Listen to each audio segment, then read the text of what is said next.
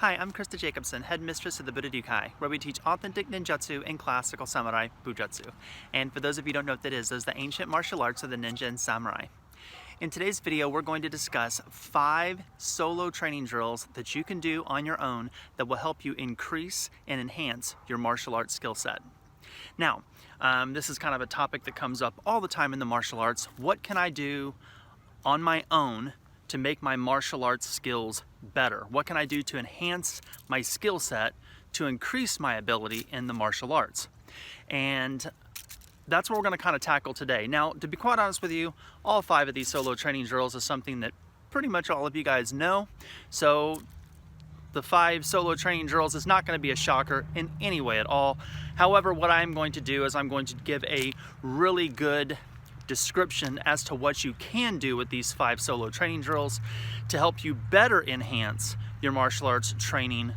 And that's something that most YouTube channels do not offer. They just talk about these 5 things in kind of a generic way. I'm going to be more specific.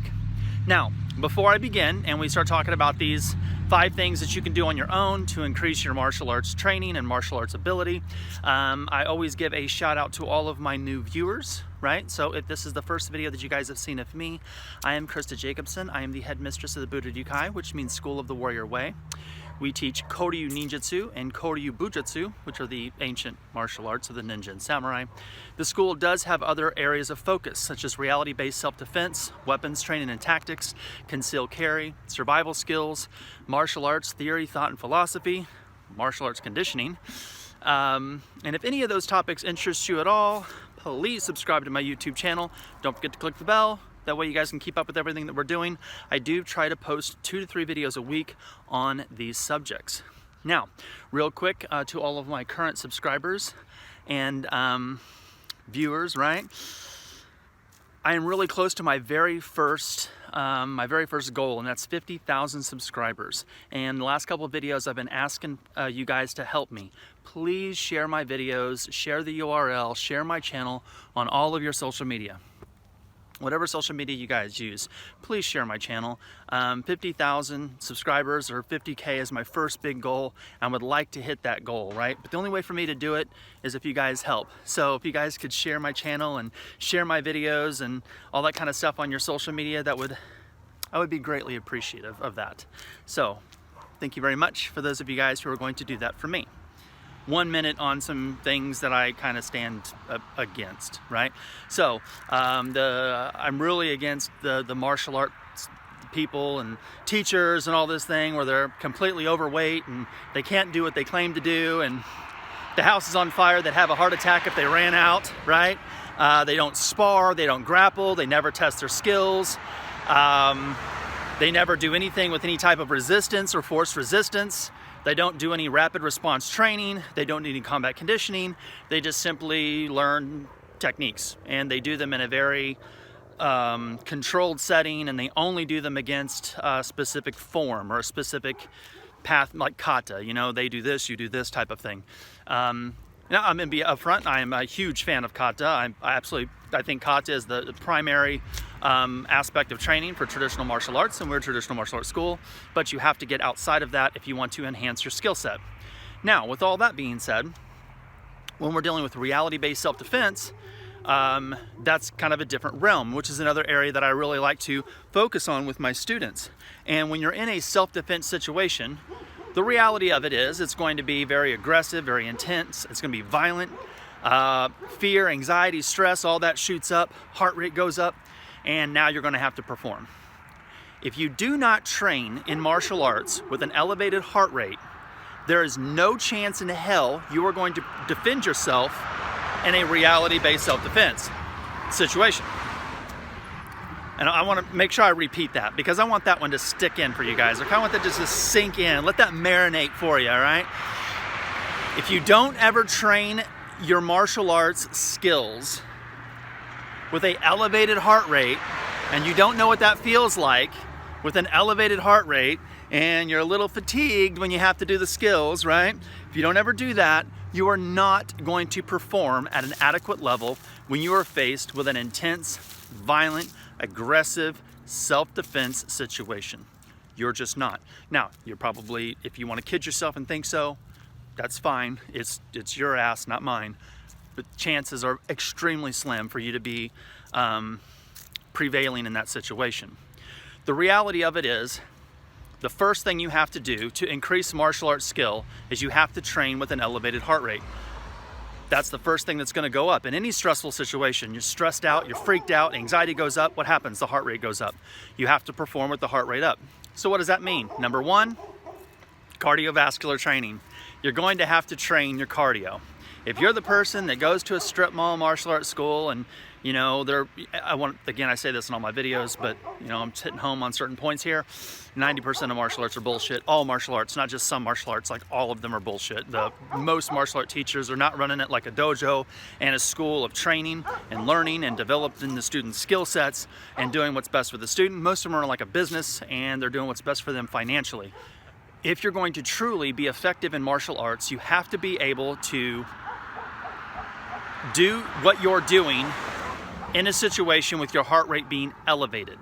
So you have to do cardiovascular conditioning. Now there are many different things that you can do. You can run sprints, you can get on the treadmill and do cardio, run miles, you can go for a run out in the park, you can do jump rope, you can do heavy bag, you can do all those kind of things. So what I think is the best is doing like bag work, much better. I definitely think you need to be able to do bag work intermittent with running, and that's where I think most people fail. Most people either go for a run or they hit the bags.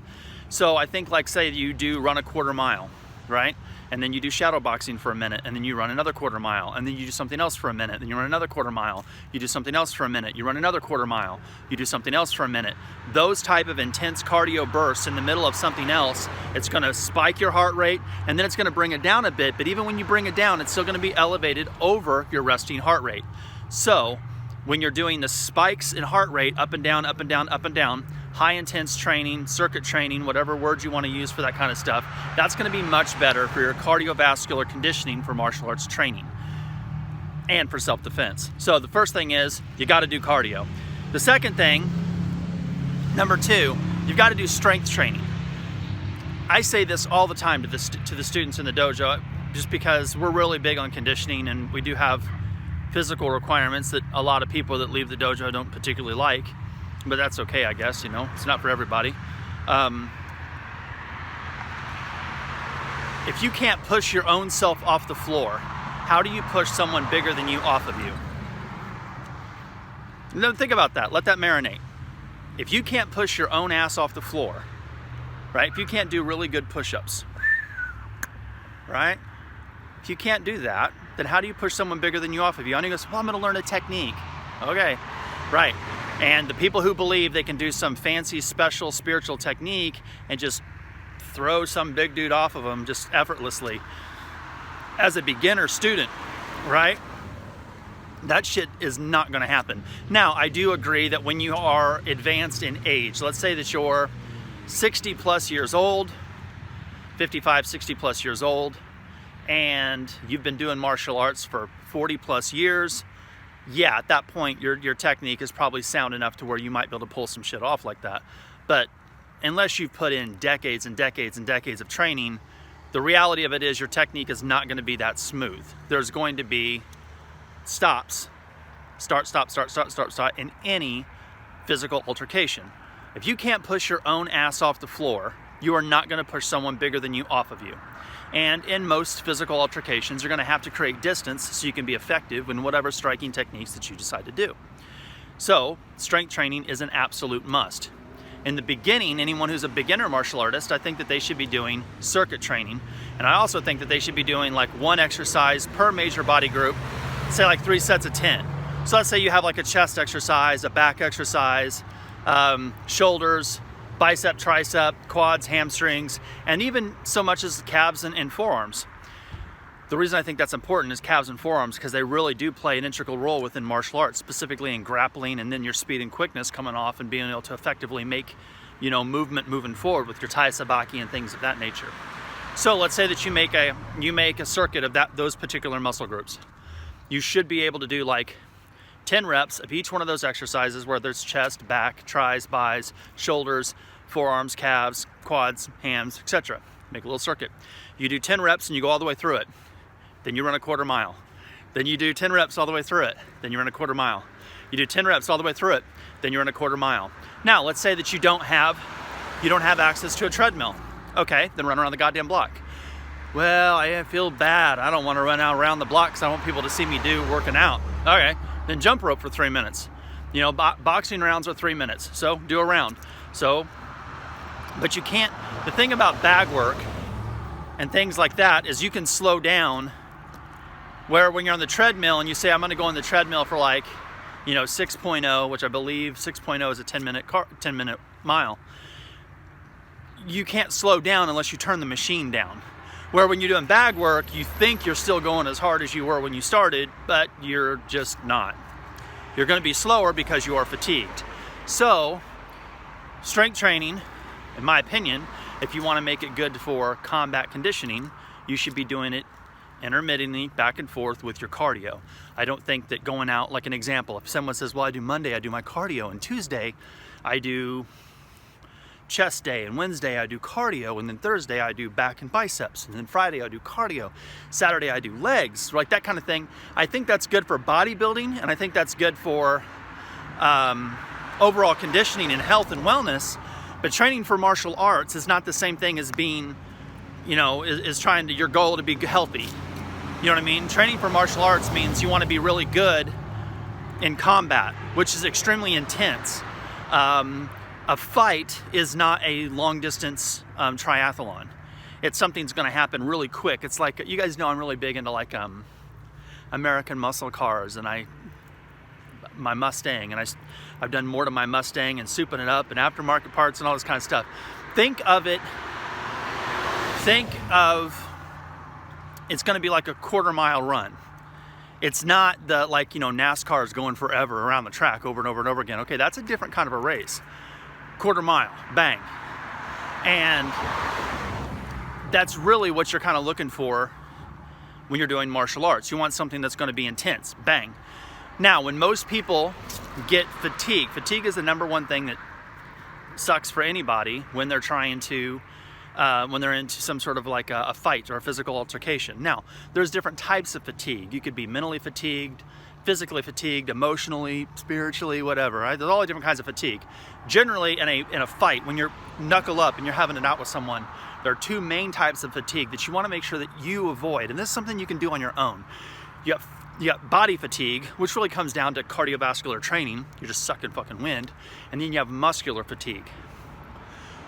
That is why you want to go back and forth between number one, cardiovascular training, and number two, strength training. So if let's say you jump rope for a minute, and then you do 10 reps of one exercise, jump rope a second minute, 10 reps of each exercise on the body, jump rope a third minute, 10 reps of each one. That would be a good way of conditioning your body, keeping your heart rate up, and working your muscles with your heart rate up. That tends to lean more towards combat conditioning and helping your body move and be effective inside that particular structure. Now, the next thing you have is what's called core conditioning. And the reason we didn't add core, in case you guys didn't pay attention, to the strength training is because martial arts really focuses on core conditioning and driving its power for moving the whole body and the hips, whether you're striking and so on and so forth.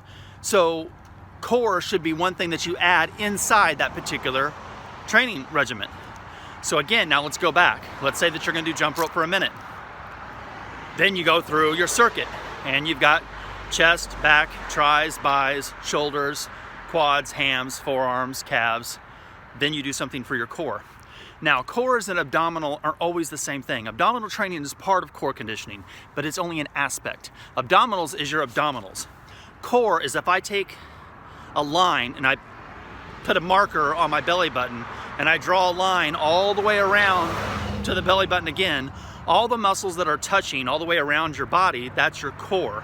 So your lower back, your spinal erectors, intercostals, obliques, abdominals, all that's core. So you want to do things like the bridge or the plank would be a good exercise. Bicycles, anything that's going to really bring in all those structural muscles and working at the same time, not just sit-ups and crunches. Although sit-ups and crunches can be good, and they're not bad, they're tried and true. There's just much better things you can do besides them. The next thing that you should be kind of thinking about while you're doing this, okay, is going to be, we're going to do two different versions of this, but it's going to be skin and bone conditioning, right? Now, skin and bone conditioning is you hitting something. Now, I know that can be like, well, I'm punching the bag. Yeah, but you're usually wearing gloves or protective stuff when you're hitting bags and things like that. So you want to make sure that you're conditioning your body with your hands, bare knuckles, bare feet, shins, forearms, even if that means you're like smacking your forearms and doing things like this where you're bang one forearm, bang one forearm, bang one forearm, like this, and you're banging your forearms on each other or kicking your shins on something. You're not doing it to injure yourself, but you're doing it to be able to condition it. So many people do these martial arts. Let's go back to that 90% of martial arts are bullshit. So many people do the martial arts and they're like, oh, look at my inward block, look at my outward block, and it looks pretty, it's really pretty. But when someone tries to punch you in the damn head and they're trying to hurt you, physically can hurt you, it really does hurt when you come across to make that type of a block. I mean, so you have to be conditioned, your forearms and legs have to be conditioned to be able to do that type of an impact. So when you're doing that kind of training, you want to make sure that you implement that into it. So maybe you have a makiwara, or you have some sort of like some things that you can do to really bang on the forearms, shins, punch things with your bare hands, bare feet, even something that's really hard that's going to help condition it, because that's what you're going to need to do. You're going to punch something that's really hard. In a real fight, you're not wearing gloves and they're not wearing anything, and your knuckles on those jaws and things like that, it is going to hurt if you don't practice hitting something without gloves. Happens all the time. People wear gloves all the time and they go punch somebody and they don't wear the glove and they hurt themselves because they're not punching effectively. You're going to then add in, we're going to talk about flexibility. Now, flexibility is a big thing within martial arts. You have to be flexible, and I do think that everyone should work on their flexibility, whether that means doing some type of a yoga or stretching out after class and working on their hamstrings and the back and the lower back and stretching their whole body out. Flexibility is key. Flexibility of mind is key within martial arts.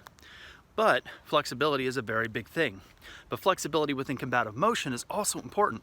So what does that mean? That means you're going to come up with a specific amount of kata that you're going to do right after this particular circuit. These 5 things are kind of crucial because it gives you an edge over the person that's on the other side. At least gets you ready to do it. And that's going to be cardio conditioning, strength training, core conditioning, flexibility conditioning, skin and bone conditioning.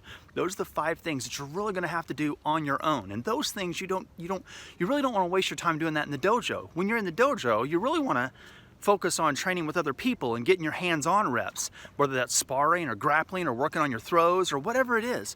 But you want to be able to take the time when you're in the dojo to work with other people. This video is about what you can do when you're on your own, right? How you can condition yourself to be better at the skill set that you're trying to create. Okay, so let's go through kind of a mock workout of something you can do and that you can add to your martial arts training, and it will better your martial arts skill sets. Right? So start from the top. Again, these are the 5 things that you need to do to be able to be good at martial arts on your own. Okay, again, it's cardio conditioning, strength conditioning, core conditioning, flexibility conditioning, skin and bone conditioning.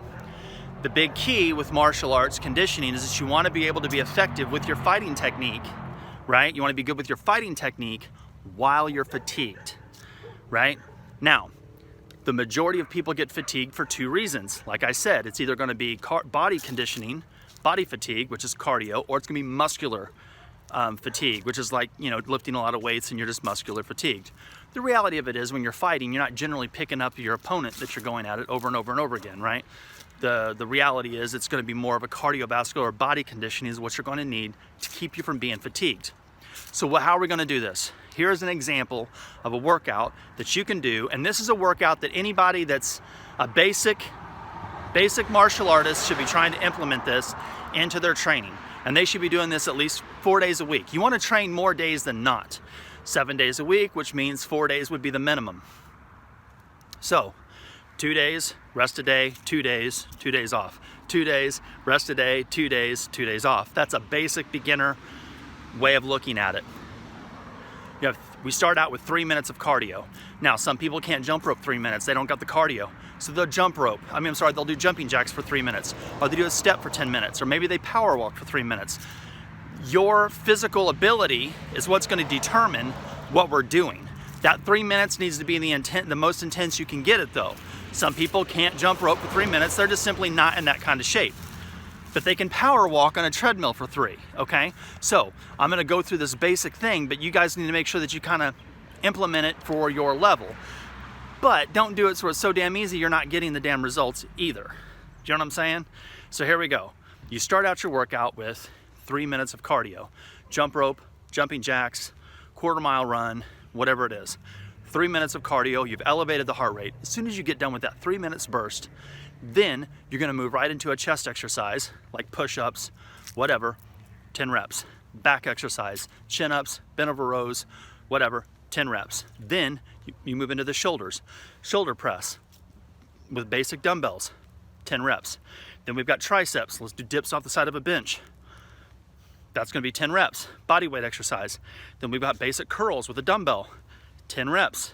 Once you get done doing that, then we're going to then move into your forearms. Find something that you can squeeze and you can work on your grip, which is, like I said, great for jujutsu, grappling situations, things like that. You want to have good hand strength if you're gonna be working on trying to do weapon disarms. So you gotta have good forearms and good forearm flexors and extensors to do those things. From there, we got calf muscles, which is gonna be great for that explosion, coming off the line and shooting forward at someone.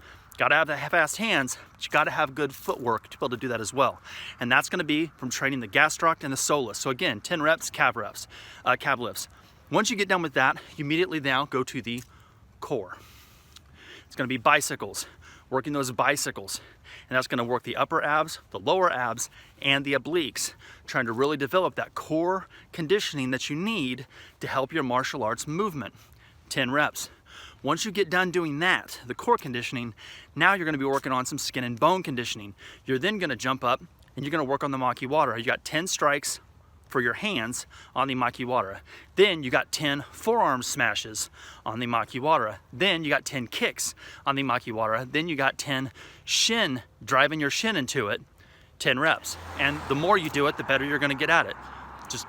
You're doing it to condition the skin and the bones and to take impact conditioning. Once you get done with that, then you want to kind of bring that heart rate up a little bit. We talked about being able to do your martial arts conditioning while you're fatigued. 1 minute of shadow boxing.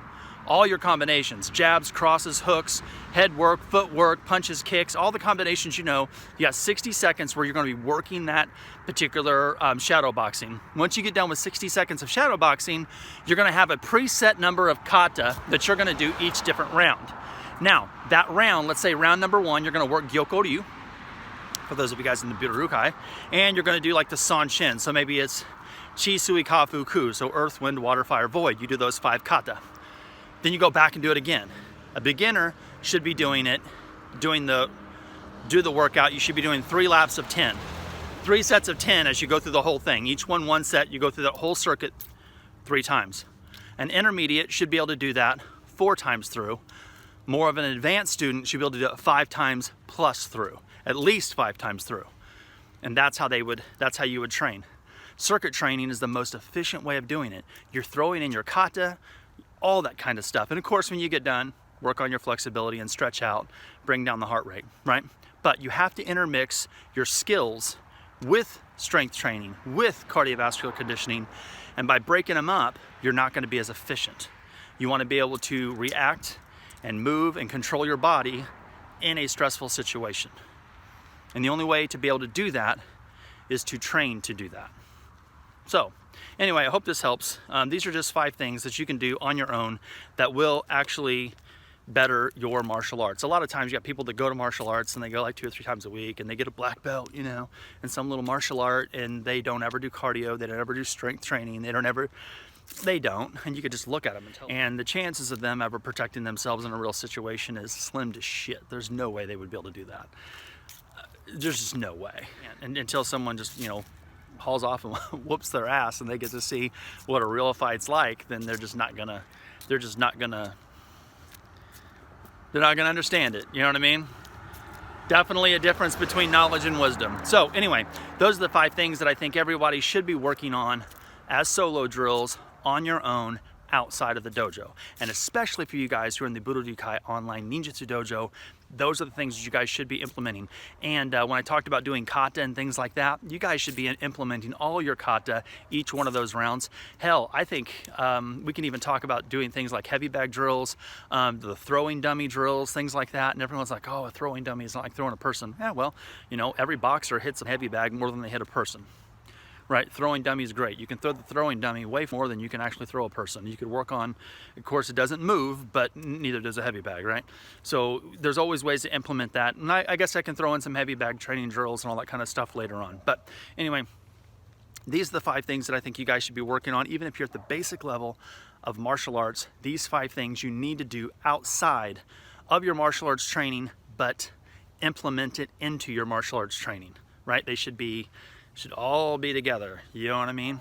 So anyway, if you guys, again, if this is the first time you guys have seen a video of me, I'm Christa Jacobson. I'm the headmistress of the Budo. If you're interested in authentic ninjutsu and classical samurai bujutsu, please check out my website at www.budoninjutsu.com. There you can see a list of our schools, the 7 traditions that we teach, the philosophies and strategies we have within the school. And if you do not live next to one of our schools, you guys can always join the Budo online Ninjutsu dojo and you can train with us that way. So thank you guys very much. Hopefully we'll see you guys and see your comments below, and I'll talk to you guys soon, okay? Bye.